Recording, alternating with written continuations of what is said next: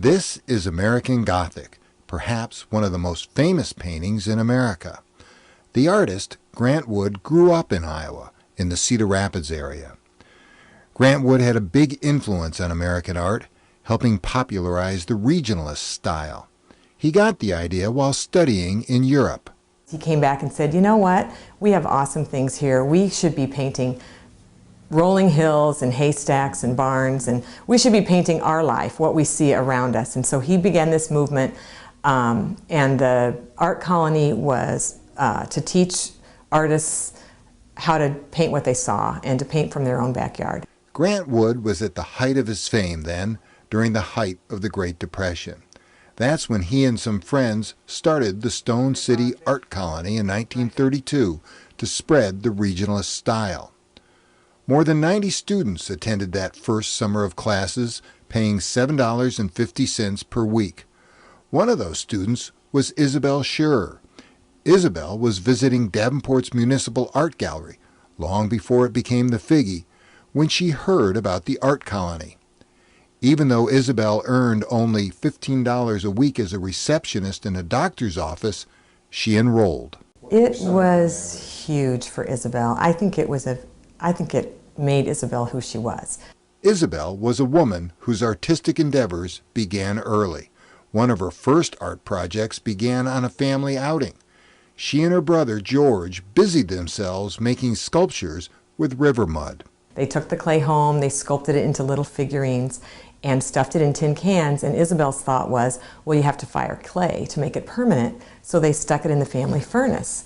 And her father found it and was not too happy with Isabel, but she didn't let that keep her back, obviously. She continued on to be a great sculptor. Another student at the Stone City Art Colony was DeWitt, Iowa native John Bloom.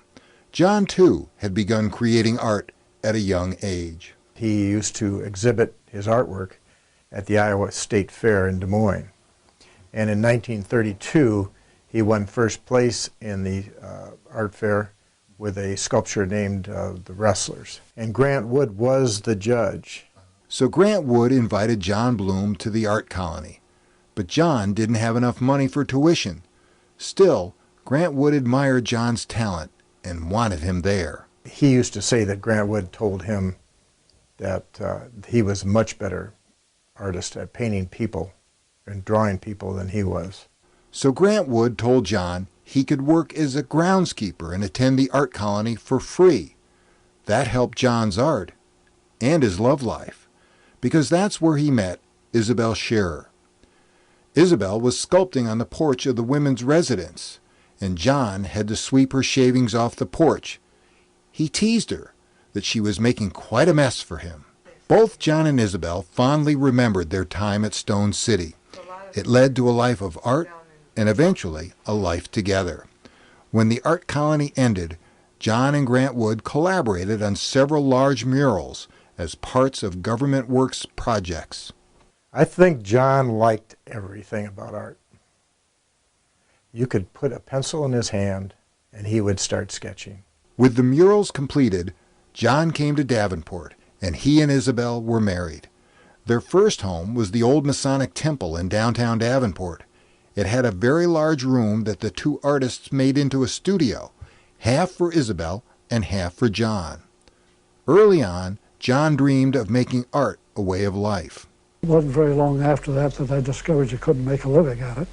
There's a couple-year interval where I was working part-time and painting part-time. It was a busy life, good way to spend it. I wish John would have painted more after he graduated from, after he worked with Grant. But of course, back then everybody needed work, and John went to work for advertising companies. Isabel stayed home and kept house.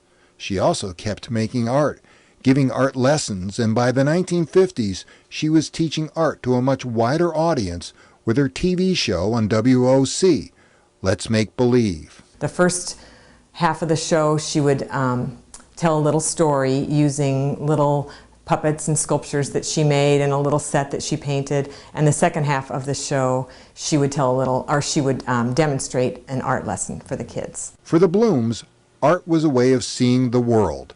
They saw the beauty in everyday things. No matter how busy they got with children and with work, they never stopped creating art, John displaying his vision in his carvings and paintings. He'd love to pick up a brush and to see him paint and dab. You know, the Shocking Oats is a good example. The whole area of the wheat behind the, in the painting, he would work for hours on just the tops of the wheat. And Isabel continued sculpting. She had loved shaping and molding mud as a child, and this early passion continued all her adult life. John and Isabel didn't have to travel far to find inspiration.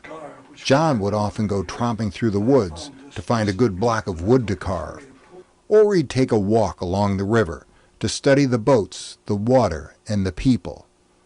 Or his imagination would be stirred by the area's farmers, their lives, and their animals. Even though he was working full-time, it didn't stop John and his desire to create. On weekends, he kept filling sketchbooks. I'm a people watcher. I just would draw sketches and then later put them together. This was a scene at St. Joseph's in DeWitt. The women hadn't seen each other for a week, so they stopped to talk right in the doorway. Well, he had some large bodies in a lot of his works. This, for example, this one here, this is John coming out of the church. And he used to tell Grant Wood that you couldn't get out of church fast enough because of... For her inspiration, all Isabel had to do was look at the children bustling about. Or she'd glance out her window and gaze at the wonder of nature in her own backyard, loving even the everyday sight of the squirrels.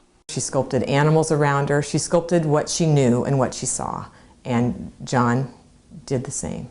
Like John, Isabel used whatever materials she could find, or what was cheap. And cement was cheap.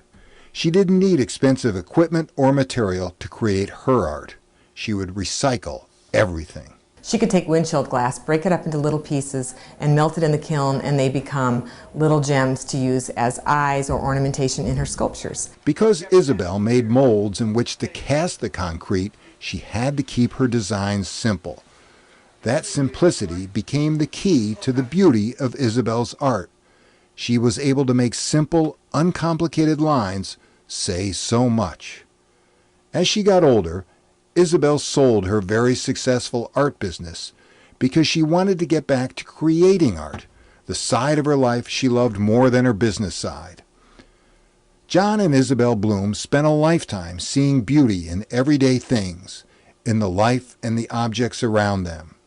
They used everyday materials to bring that art to us and to future generations.